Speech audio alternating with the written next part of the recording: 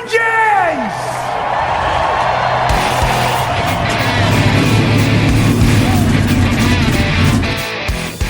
Hit the pace car!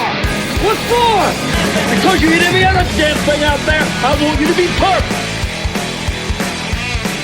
When I'm driving, I got a guy on the radio who talks to me. It's him. He talks to me. Well, I wanna be a race car driver. Pretty girls eating from my hand, yeah. Wanna live a life of fun and danger. No sweating working for the man, alright.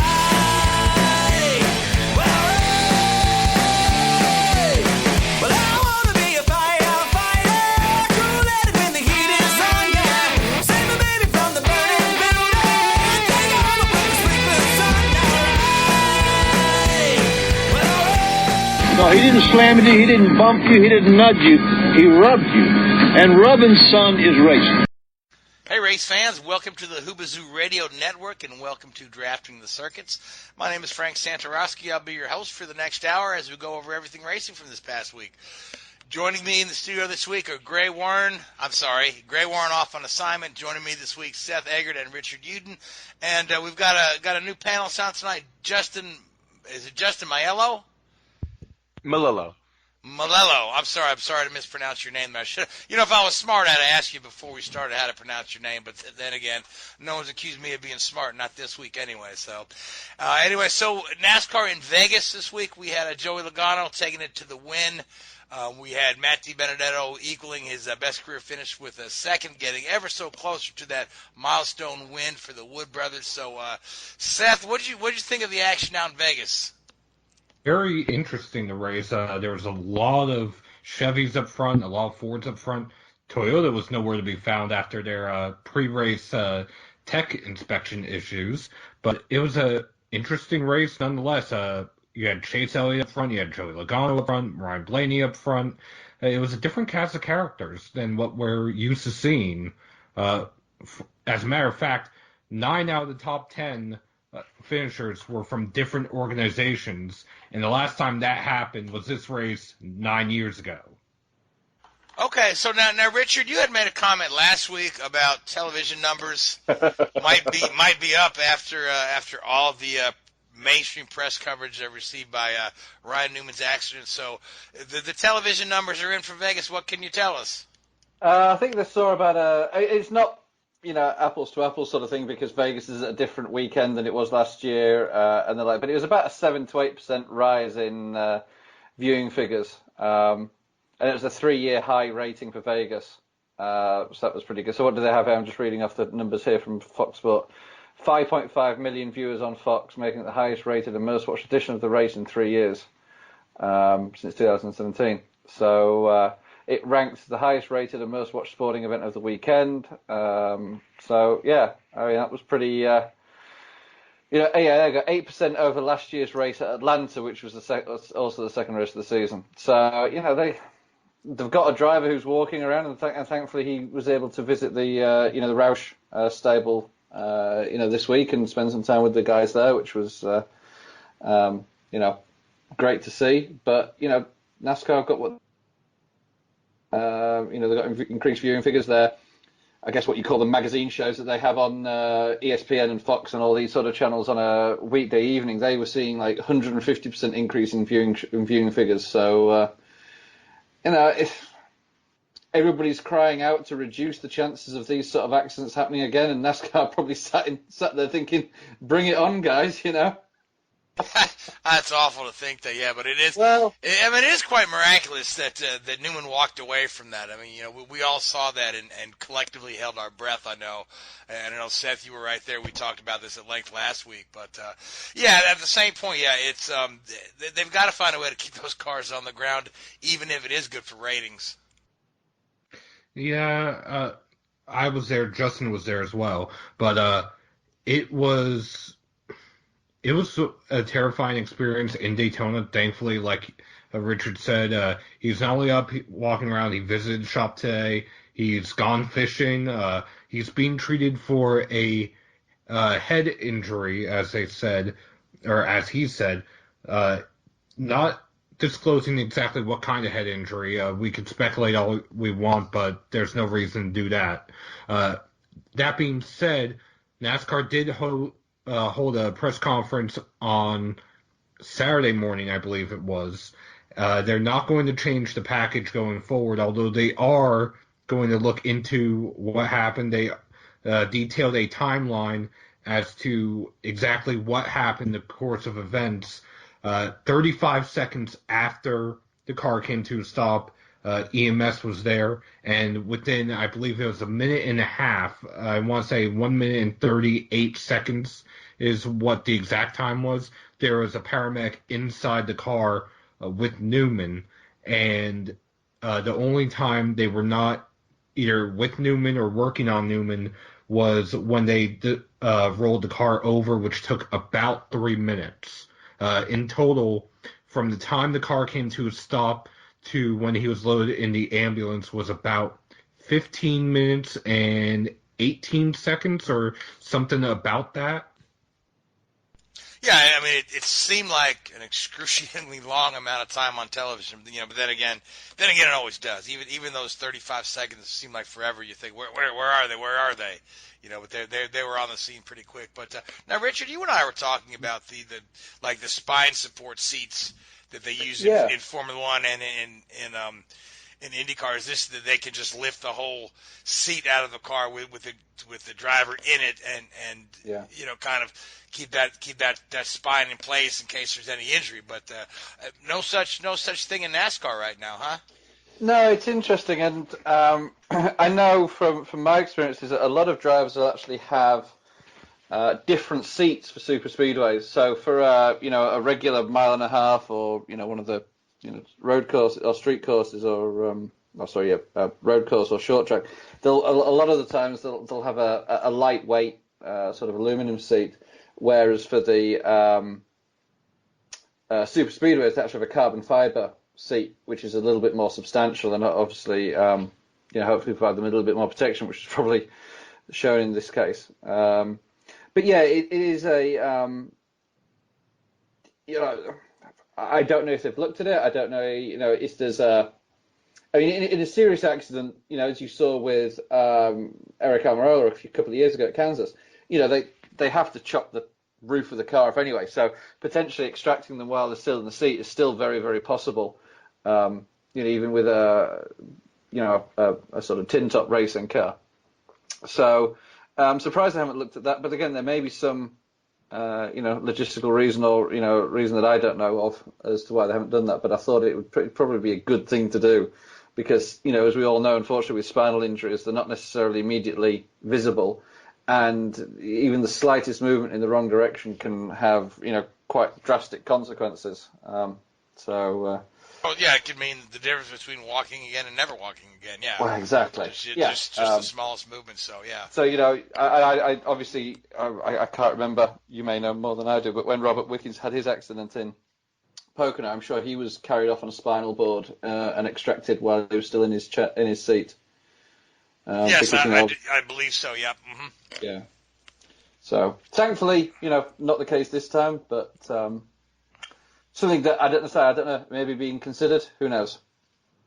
Who knows? Like I said, it was just a conversation you and I had the other day. I thought we'd bring it up in the air because it's on the air because it's a great conversation there. So now, Justin, you've been kind of quiet. I know you're the new guy here. So, what are your thoughts coming out of Vegas? The quality of the racing, the package they used. How'd you feel that the Vegas race played to the average viewer? Honestly, I thought it was one of the best mile-and-a-half races that NASCAR has put on in a long time. Last year, they had some really great racing as well. But to start off the season at Vegas, the true season, in my opinion, because you never know what you're going to get as far as the season is concerned at Daytona. But at Vegas, you can kind of see who the real contenders and kind of who the pretenders are going to be. I was really looking forward to the battle that was shaping up between Ryan Blaney and Alex Bowman there at the end of the race. And it almost feels like we all got robbed of what could have been when the caution came out for Newman's fill-in, Ross Chastain, when he had spun off a turn 2. So we got we still got a crazy finish with the restart and everything like that. But I mean, just the whole race, they were 3 wide, 4 wide. just beating each other like all over the place, and it was just crazy racing all the time. And I was a big fan of it. Yeah, and certainly with the increased television viewers, I mean, that's got to play well in NASCAR's hands to not only have an increased viewership, but to put on an entertaining show, you know. And so now, Seth, you talked a little bit about the problems with Toyota. Okay, we Yes. generally expect Toyota to be strong week in, week out. Nearly every track you can expect Toyota to play a factor. So what exactly went wrong? Well, pre-race, 3 of their cars failed inspection. Denny Hamlin, Kyle Busch, Christopher Bell, all 4 plastic in the nose of the car. Essentially, they messed with the body of the car. That was an L1 penalty, so although qualifying was rained out and Kyle Busch had to start on the pole, he had to drop to the rear. On top of that, they all had 10 driver and owner points taken from them. So by the time they got through the field, I want to say it was somewhere around 150, 175 laps that Kyle Busch finally broke into top 10, and he couldn't do anything. Whatever they did to with the setup of the body going into Vegas, they went in the wrong direction, pushed the limits too far, and adjusting to go back to the limit just took away their speed. So you're saying when the car was legal, it was slow? Essentially, yeah. So now, what exactly did they modify, Richard? Now, Seth, you were saying something in the nose. I thought I had read something about the wheel wells or the fenders as well, or did I misread that? They didn't mess with the wheel wells, but that I want to say that was the front end of the car, so it might have been in the general area of that, but it was more up on the top of the fender near the hood. At least that's the information I have. Okay, all right. So yeah, I mean, it's difficult to really put your finger on exactly what they're doing, but by the sounds of things, it was a team decision. Everybody was doing it.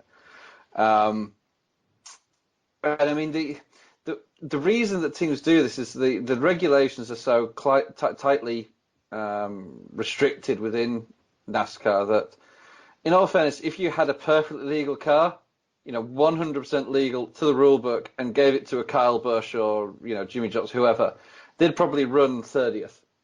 Every single car on that grid, all 38 cars, or whatever you had at Vegas last week, they'll have something. This is a little bit, this is a little bit out, or that's a little bit out, or that was a little bit trick, and it's like the old poacher and the gamekeeper sort of scenario. Every team's trying to get an advantage. Because the rules are so restrictive, and the margins are so fine that somebody's always trying to do something to get that little bit of an edge.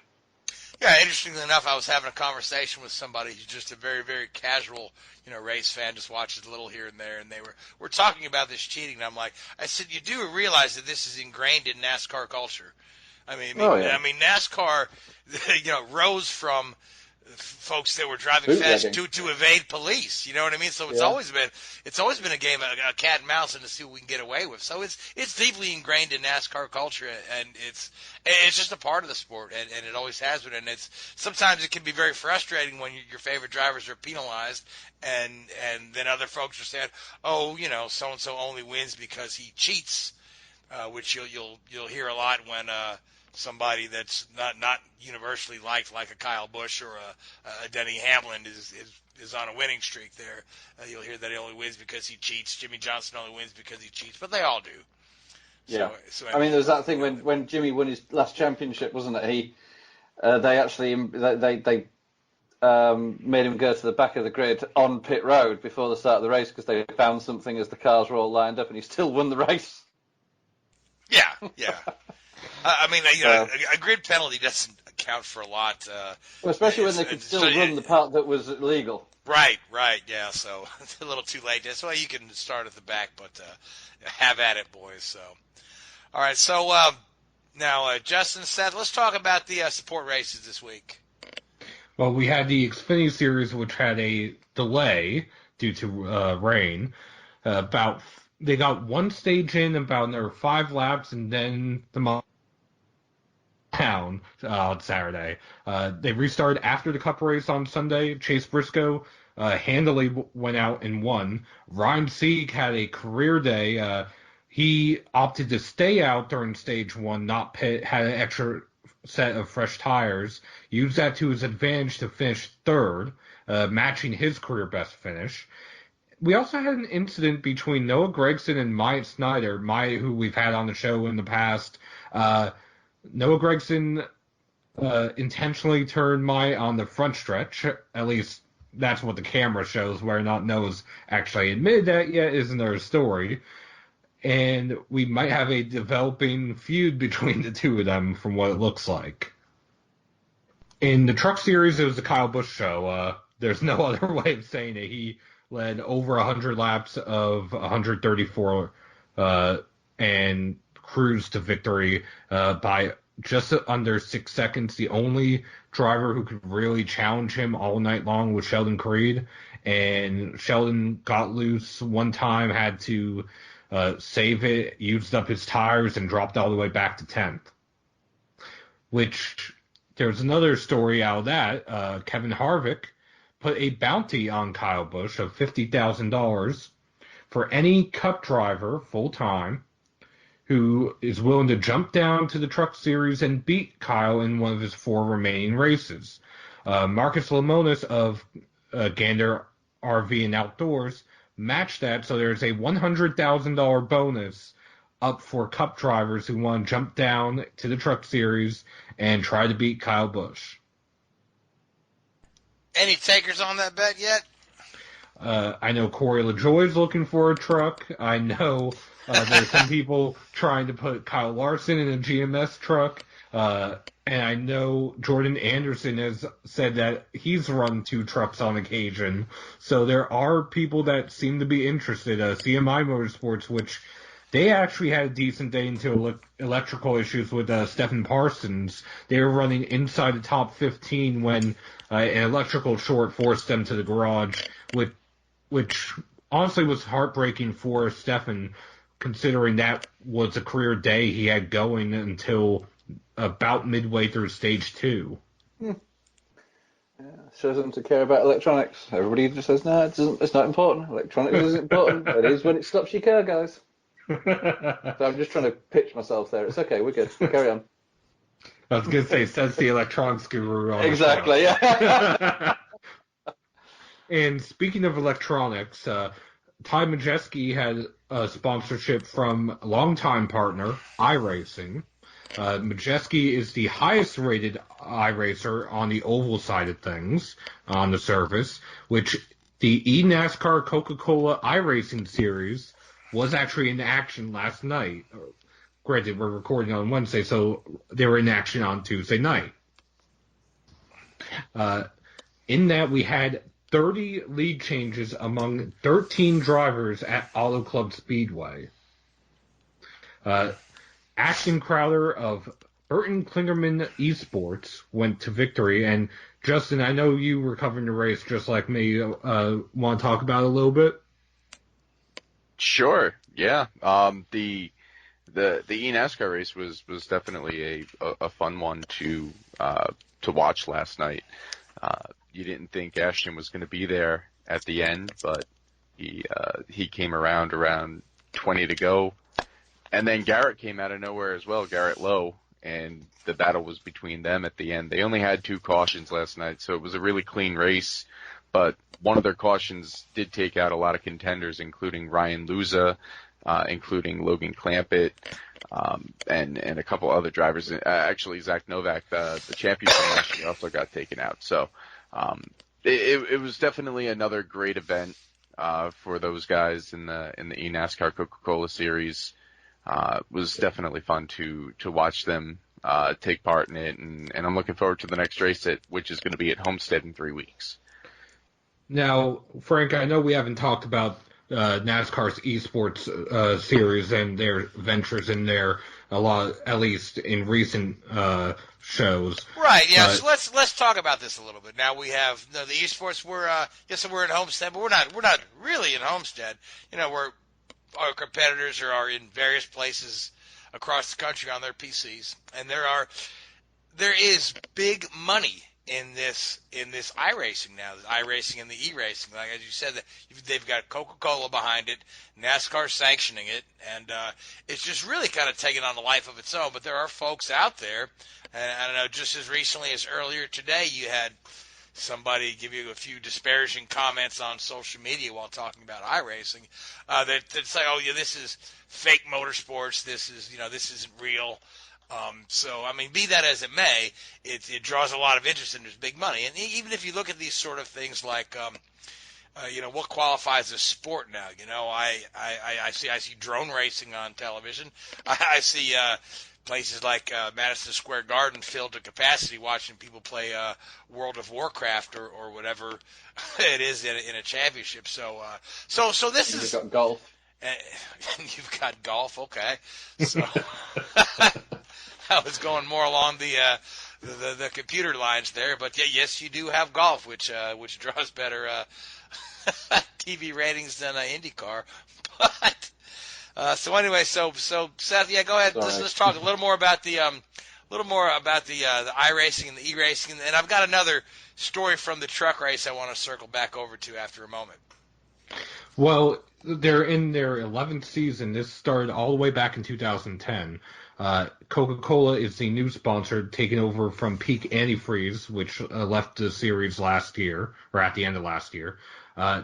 The total purse, Justin, correct me if I'm wrong, is $300,000 this year? Yes, it is.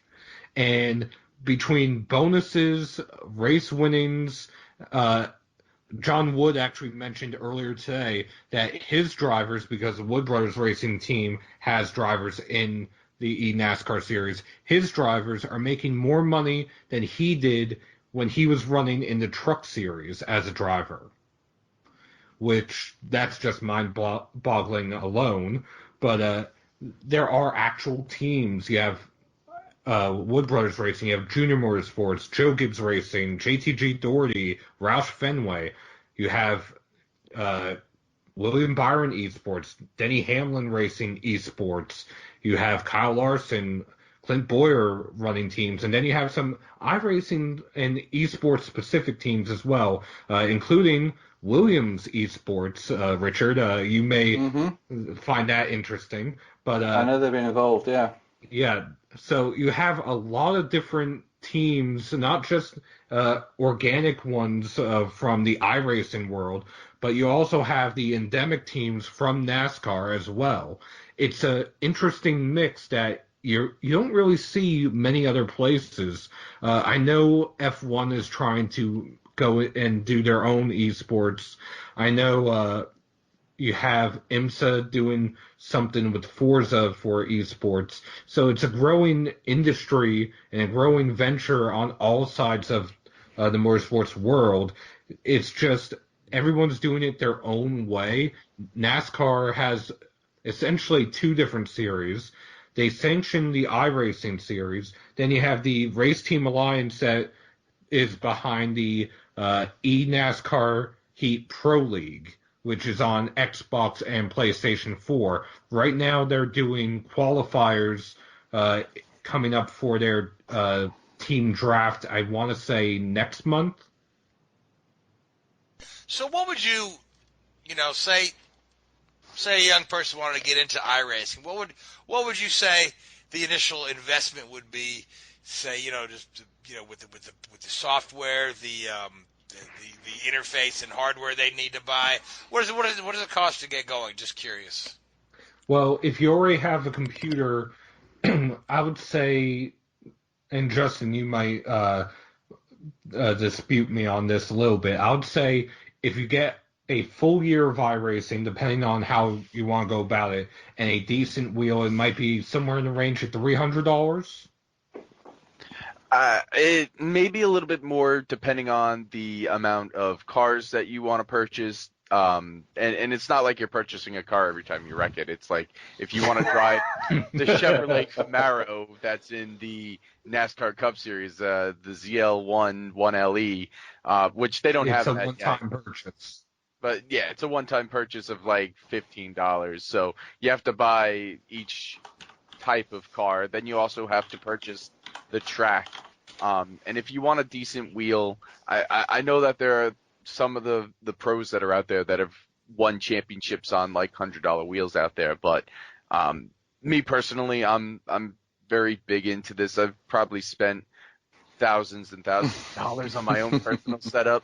But I would say like a good number for somebody who wanted to get into it and have a lot of fun with it, like right off the bat, probably anywhere from like $500 to $1,000, which in comparison to real motorsports is a much lower cost.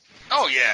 I mean, that's when you look at what a good shifter car costs, it's much more economical to get an iRacing. And I've seen some of these guys with crazy setups where they've got giant big screen in front of them, and they've got the whole roll cage and the seat and the wheel, and then the seat moves and the pedals, and it's almost they've got almost like a full simulator in their living room, and it's pretty cool. Now, one thing I do want to mention, iRacing also does reward you for being a regular on the service as well. They, in the past, have done a birthday credit. I don't remember if they still do that, which was $5 in iRacing credit. Plus, if you ran at least 8 races of a 12-race season, so that allows you 4 drop weeks, you could also get between $5 and $7 of credit. So over time, you could actually decrease the cost of having iRacing. Granted, it's not going to put that much of a dent in it, but depending on what you want to do, if you want to do all the oval racing and get all of the oval cars, they will give you a discount for having all of the oval, essentially, products. Same with the road, same with dirt, etc. So there are different ways in which you can do it your own way, essentially. So can you like practice at any time? Yes. Okay, so now when it comes to these larger events, the money events, is this something that I guess you would need to qualify for? Yes, the eNASCAR Pro Series, you have to climb the ladder to get to A class. Then you have, Justin, I'll let you take it from here because you've been following it more closely in recent years. So once you get to A class, what's the steps there? So once you get to the Class A license, which is the highest license that you can attain just from a normal membership, the only step up from there is to go for Pro and to go for the Drivers' World Championship, which is what this Coca-Cola iRacing Series is. So starting on March 10th, there's going to be a iRacing Road to Pro Series that's going to alternate weeks with the eNASCAR Coca-Cola Series, where up-and-coming drivers who want to be in the Coca-Cola Series are going to have a chance to spotlight themselves. They're going to race in the Truck Series trucks, same type of trucks that are in the Gander RV and Outdoor Truck Series. They'll race their own schedule. They're not going to have just one race. It's going to be a bunch of different splits of races where you could have like a winner. You could have like 7 different winners on one night. But the higher your I rating is, the more points you're going to get, and the top however many in points are going to graduate from the Road to Pro to the Pro Series, the iRacing Pro Series. And then from there, they're going to take, I believe, the top 20 from the Road to Pro and the bottom 20 from the iRacing Coca-Cola Series at the end of the season and put them all in this iRacing Pro Series, and they're going to do their own separate series at the end of the year around like November and December. And then the top 20 from that will graduate up to the Coca-Cola Series. So the 40 drivers that are in the Coca-Cola Series right now, 20 of them are only guaranteed to be in it next year. The rest will have to fight their way back in. Okay, so this is, say, it's a major commitment to get yourself to that level. So just like in real racing, you've got to work for it. One way I can describe iRating is essentially a skill rating, so to speak. And the way you get points, like he said, it's different. It depends on the strength of field.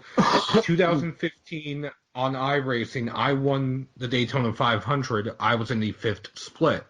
There were, I believe, a total of 28 splits that year. That's how many people were running the Daytona 500. Mind you, I won. I was still 130 points behind the guy who finished 5th in the top split. And that's because of the different I ratings and the different skill rating, essentially, between the two different races. Okay, yeah, well, all very good and informative stuff, and we'll touch on this from time to time throughout the year. I know, Seth, you're covering this for KickingTheTires.net, and I know, Justin, you're covering this as well.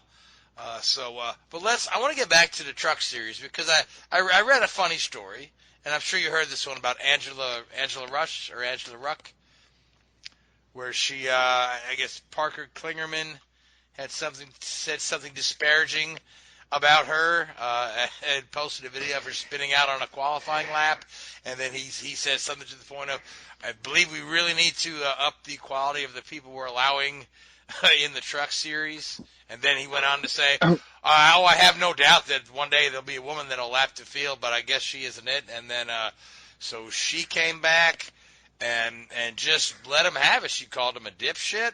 And she said, I blew a tire. And then she said, and you're a sad little man who nobody would date in high school. And then later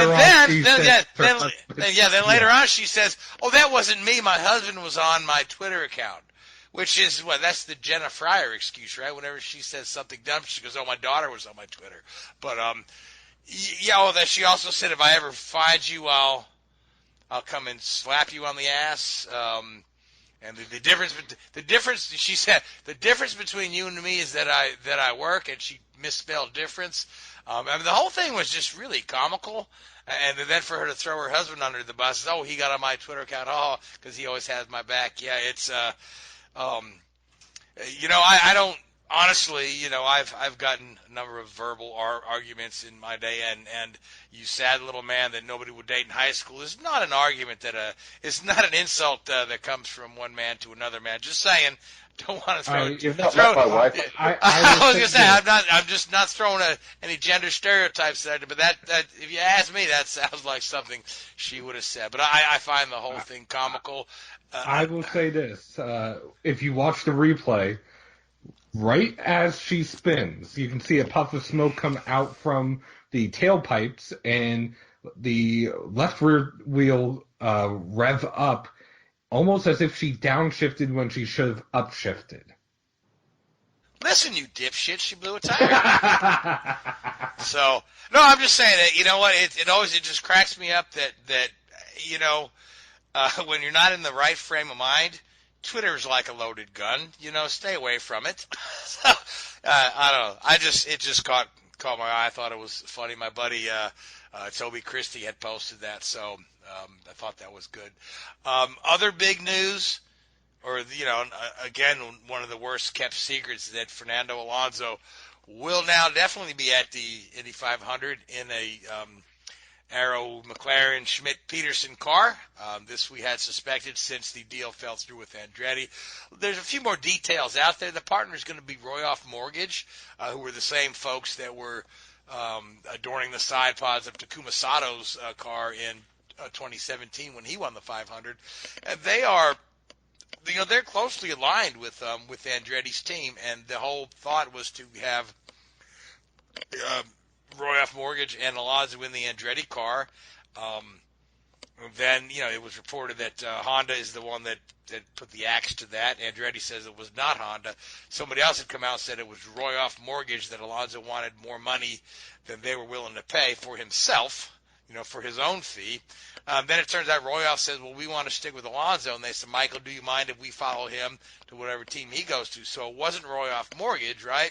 So it all comes back to, well, it must have been Honda, but Michael says, no, it wasn't Honda, because obviously Michael needs to make Honda happy. And then a buddy of mine, a certain Mr. Marshall Pruitt, says, it's not out of the realm of possibility that people get in a press conference and there's a question they don't want to really answer, that they may make something up and hope people believe it. So, take that for what you will. But either way, at the end of the day, Alonso's going to be in that Arrow McLaren car. Now, of course, fan opinion is split. There are folks who are the first thing to say is, oh, ha, ha, ha, he's not going to qualify again. Well, you got to realize this is a totally different team than the McLaren that showed up at Indy last year. McLaren was a one-off team on their own, very new to the sport. They had an alliance with Carlin, who's a second-year part-time team at the time, who offered mainly logistical help, and when I say logistical helps, they, helped them out with, what are the best hotels to book and how to beat the traffic and those sort of things was the logistical help from Carlin.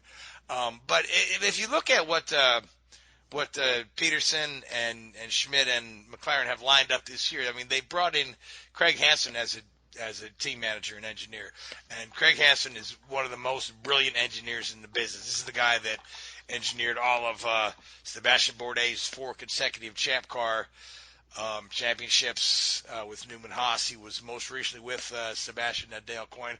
Here's a guy that knows what he's doing, knows how to how to get the best out of people, how to get the best out of a car and the best out of a driver. So if you think that Alonso's not going to be competitive this go round, or if you think he's going to be bumped out, I have to tell you, this is a pretty good seat for him, and it's a pretty good seat for the 2 rookies that are there as well. Even though Alonso doesn't bring tons and tons of IndyCar experience to the table, for young Oliver Askew and his teammate to be in the presence of Fernando Alonso, just to kind of see how he prepares for the race and whatnot, and see what his setup are, and to talk with him about feedback can only help those young guys out. So, Richard, what are your thoughts are Alonso returning to McLaren after divorcing them a few months ago? It wouldn't be Alonso, would it, if it didn't have some sort of twists and turns and all this sort of stuff. I really don't know. After everything that went on in 2007, 8, whenever it was, I think it was 7, wasn't it, with the whole Spygate thing and all that sort of stuff. He must have some photographs of somebody at McLaren in a compromising position, because I just can't believe he keeps going back there. I really don't. But for him, it's obviously the best option. But it's. I think it's his best shot. I think it's better than some of the other options that are available. I think last year was a complete farce, truth be told, and I think they probably learned a lot of lessons for that, and they're going to move forward in a far more constructive way. Yeah, again, I think this is going to be a very solid effort. I don't know that they'll rival Penske, Andretti, or Ganassi just yet, but to kind of, people want to draw the comparison. They say, they're with Schmidt Peterson now. They say, they got bumped a couple years ago too. Well, yeah, they did. Yes, they did, but they also won the pole the year before that. So these guys know what they're doing at Indy. Between what they've assembled there, they've got good budget in there. They've got good folks working for them. So they do have a very ugly livery with the orange and black that doesn't seem to go well together.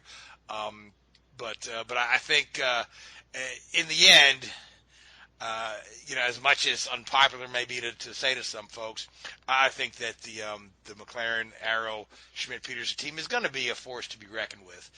Maybe not immediately, maybe not right out of the box, but I'll say they'll slot right in there between Ganassi and Andretti, and probably do a little better than some of the midfield teams, the Carpenters and whatnots of the world. So. That being said, speaking of IndyCar teams, there was a very vague announcement the other day from Robbie Buell, and that he is preparing an IndyCar team with it's going to be Citroen Buell Racing, and they said they'll be at the Grand Prix of Indianapolis, and that's all we know at this point. We don't know what type of engine they'll be running. We don't know what sponsors they're bringing to the table. We don't know who the drivers are going to be, or engineers, or anything like that. But so it's a new team in the works, and you've got to, if you had to look between the lines and say how are they going to pull this off in a short time? Which I don't even believe that they own a car right now. But you figure here's Ricardo Juncos sitting on decent IndyCar equipment with no sponsorship money. You have to wonder if this is going to develop into a partnership between those two teams to get somebody on the grid. Then you've also got Dragon Speed, who also owns some decent IndyCar equipment, who have announced I believe, a 5-race schedule.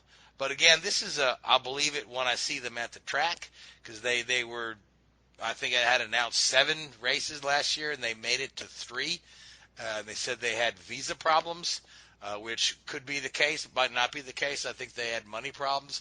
So there's some other folks out there floating around that could possibly be associated with this team. But we'll just have to see how that plays out. They said more details to come next week. It would be our luck that the details are now in between the time we tape this show and the time it airs, and then we'll look like we don't know what we're talking about, as per usual. But that'll be an interesting development to watch as well. Now, Richard, let's talk about the Mercedes fancy dual-axis steering that has been approved for 2020 but banned for 2021 already. Kind of talk us through how that works there, because it's to watch the in-car camera is very interesting. And kind of the driver has to adjust his style a little bit, but kind of tell me what's going on with that. So what they're trying to do is optimize tire wear, fundamentally, and aero drag down straights compared to the corners. So when you're going, all Formula 1 cars, or race cars, in fact, have toe in, toe out, depending on the demands and characteristics of the circuit. The problem with when you have toe in and toe out, so basically that's your front wheels are angled in or angled out. They don't sit perfectly perpendicular to the chassis or parallel to the direction of travel. So there's a number of issues there. Firstly, you don't get even tire wear.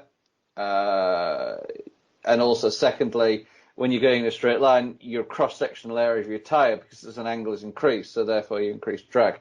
So what they've come this is very, very clever mechanical system, with some sort of like skewed rack and pinion style system potentially. I haven't quite worked out how they're doing it. Nobody has really. So they again in a straight line, they pull the steering wheel towards them, and that straightens the toe. So they reduce the surface area, or they reduce the surface area of the tire in the airflow. So you reduce drag, should increase top speeds a little bit, but also it has the effect of reducing the tire wear, because you get far more evenly distributed tire wear on the front tires. And then when they're coming into the corner, they they push the steering wheel forward. You turn back to your original desired toe angle, and that will give you your benefit going through the corners. It's fantastic. It's a bit like the old F duct that McLaren came out with in 2010, I'm going to say. Can't remember now. But yeah, it's a little bit of a trick thing, and it's like, ooh, yeah, I wouldn't want to be doing 200 miles an hour through, some of these, over places like that, trying to mess with the planar angle of your steering wheel. That's a little bit sketchy. Yeah, I was kind of wondering if there's any danger, and if you pushed when you should have pulled, or pulled when you should have pushed, if it could make the car suddenly unstable, and cause an incident, or cause damage to the car or the steering. I mean, it's gone through. They'll have a certain liability there, and typically, from their communication they've put out, they've been in negotiation with the FIA about this system for a number, through the development phase, and typically what the FIA and what governing bodies will do is like, that's probably legal by the book, but if you're going to run it, you're going to have to prove to us that it's safe, and we're not going to see, steering column failures, because that gets really messy really, really quickly. So it may be that they've had to provide a lot of data and feedback from their R&D testing to say, look, we can withstand this amount of load, we can do this many repetitive cycles on this system. So that may be what they've had to do. I wouldn't say for certain, but they've at least done that internally anyway.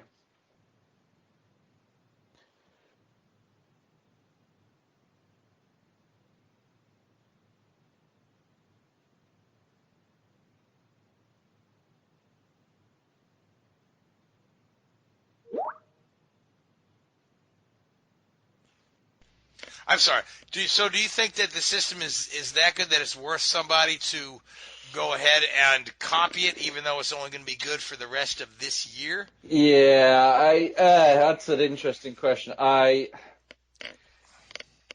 Again, a bit like the F-Duct, you could probably like squeeze it in there, and personally, I don't think you'll see that big a gain from it. I really don't. I think if they've come up with this little trick solution, it works. Then hey, fair play to the guys. They've pulled one out of the bag here. Steering, you don't normally mess around with this whole steering geometry and everything because it's so integral to the rest of the car's design. I think you'd be really struggling to turn around and change, overhaul your design, in that way. So I don't think you'll see many teams, if any, modify what they've got. Yeah, especially, if it was going to be legal going forward, that'd be one thing. But since it's going to be a 1 year, one-hit wonder, well, we hope it's a hit. But, if testing times mean anything, Mercedes is going to be strong again this year. There's no reason no reason to assume that they won't be. So, that being said, what else we got going on in Formula One? Anything else that so they're we back need to touch on? testing again this week. So they've got the second test started today on Wednesday. And then another 3 days, they finish on Friday, and then they pack up and head off to Melbourne for March 15. So they're going through it again, reduced testing this year. It was 3 weeks previously. It's now down to 2. They keep chipping away at the amount of testing because it's not cheap, and I understand that. But the reliability is good. Again, you look at the number of laps people are doing. Jeez, it's incredible. I remember doing those. Said last week, if you got, I remember, you turned up to the first day of a test, and if you got 10 laps in, you had an amazing day, and they're doing 130, 140, even almost 200 laps a day straight off the bat. It's mind blowing. Yes, it's absolutely mind blowing. Yeah, and just then the reliability this day and age too. So Probably shows you all the crap cars that I built. Yeah. So let's touch on a couple IndyCar rules right quick, and then we'll kind of circle back to NASCAR and preview the race coming up there in that series since they're racing next week. But IndyCar has announced grid penalties for engine changes. For premature engine changes. Now they've done this in the past. They hadn't done it for a while, but they do have the so-called engine limits. You're four engines a year. With no penalty. Now, you figure there were several cars that used 4 engines last year with no penalty. Now, the penalties last year were in the form of Constructors' Championship points. So nothing that affected the Drivers' Championship or the drivers' standings in the race. But if you look at the fact that the guy that won the championship used 6 engines last year, So he had pretty fresh engines at the end of the year when he was down to the championship battle, and which is not an uncommon thing. They had plenty of manufacturer points anyway, so why not make sure they're good to go for the championship? But going forward into next year, I believe it's going to be if you change an engine prematurely. So if you, I guess once you get to that 5th engine, you're going to get a penalty of 6 grid spots on an oval and 6 spots on a road course and 9 spots on an oval. And if you get to use a 6th or 7th engine, I think the penalties are even more. So we'll have to see how it plays out to see if anybody will just take advantage. Hey, I'll just go ahead and start 6 spots back or 9 spots back in order to have this fresh engine.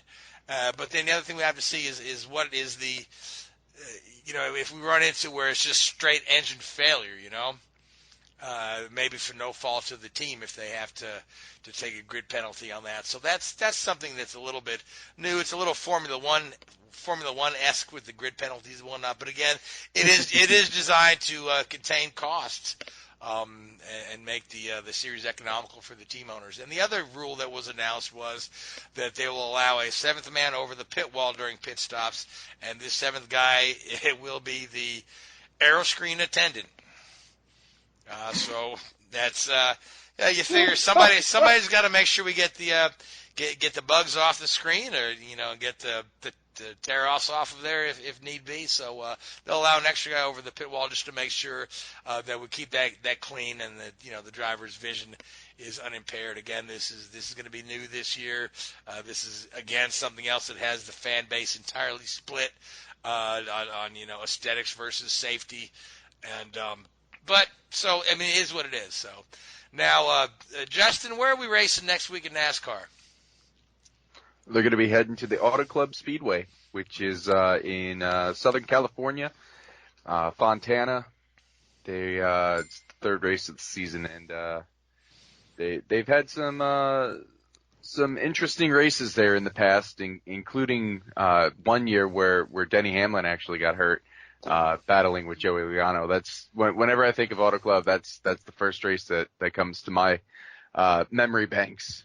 There. Yeah, so. that was a wild one, yeah. So now let's talk about the NASCAR schedule, because they changed things up a bit this year, where we used to go from Daytona to Atlanta and then head to the West Coast. So this year we went right from Daytona to the West Coast, and then we had the delay at Daytona, where it ended up to be a Monday race, but not just a Monday race, but a Monday night race, as a matter of fact. I don't believe we finished up at the track till close to 10 p.m., so we've got a very short week to have those guys out there ready to practice in Vegas. So do you feel like the teams are experiencing some fatigue already at this early point of the season, or does everything seem to be just kind of working out for the best? It's not like they haven't done the West Coast swing in past years. They're just doing it a little sooner than normal. And the more or less the reasoning was to give Atlanta a better date for the weather, because they had Atlanta the second race of the season, and a lot of times it was cold, it was wet, and several times that race has been snowed out back yeah. back in the 90s. I remember a couple of times where it was snowed out. Yeah. It was the first ever race I did when I moved over here, was go out to Atlanta, and God, it was miserable. Oh. I was thinking, take me back to Monaco, please. All right, so what?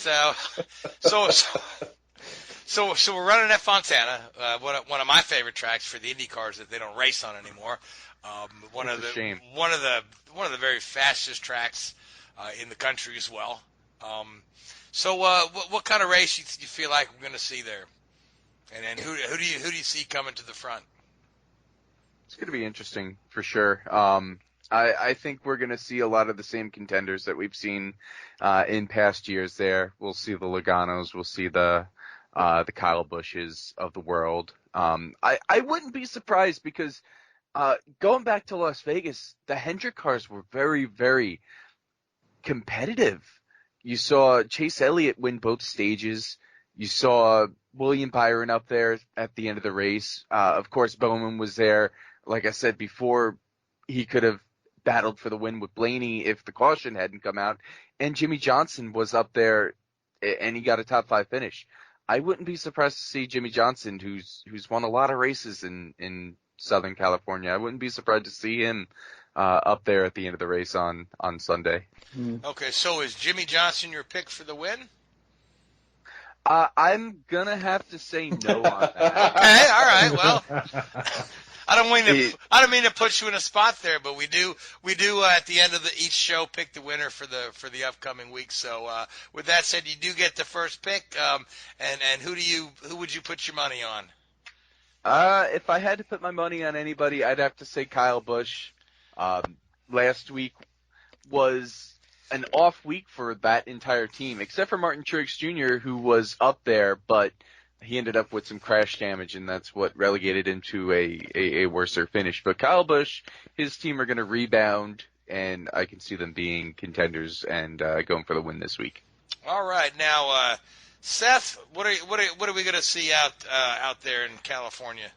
I think we're going to see Toyota continuing to struggle, and the main reason why I'm saying that is, looking back to last year, Chevrolet missed the mark at the beginning of the West Coast swing, and those cars were already set up beforehand, and they had to wait until after the West Coast swing to try to start catching up. And I have a funny feeling Toyota is somewhat in the same boat, especially with what happened at Vegas pre-race. The only car that Toyota had there that didn't have any issues at least until it was involved in a crash, was Martin Truex Jr. So, so I'm going to look at the team that was good at Vegas, and I'm going to say Jimmy Johnson wins at his home track. Okay, so Justin don't want to touch it, but you'll take Jimmy Johnson. All right, now Richard, you're a betting man. Yeah, those Penskes look good. The Penskes do look good. They do. I'm going to go with, and it's not technically, but it is, Di Benedetto. Yeah, we've been talking about Di Benedetto for like 2 solid years now. Now he's in a good ride. He's going to have a huge amount of confidence coming off last week, and he's in a solid car, and I think he'll not see again he may not win, but I think he's going to really be up there again, and he's one of those guys that people are going to start to take notice of, and quite rightly as well. He deserves it. Right, and that will be the 100th win for the Wood brothers, correct, Seth? That would be correct. Win number 100, that would be huge. Wood brothers, one of the longest and most durable teams in NASCAR racing. They've been around nearly since the inception of the sport, so that would be awesome to see. Now, me, I'm gonna go a different route, and I thought the Chevrolets looked particularly good, and I'm gonna say that Chase Elliott wins out in California.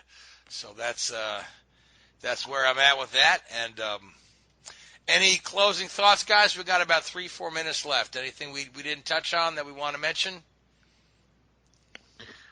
Well, Ricky Stenhouse Jr. and his crew chief, Brian Patty, at least at Vegas, made a lot of bold calls, which got him up front at the end of the race, getting him a top 5 finish, which for JTG Doherty on a 1.5 mile track is virtually unheard of in recent years.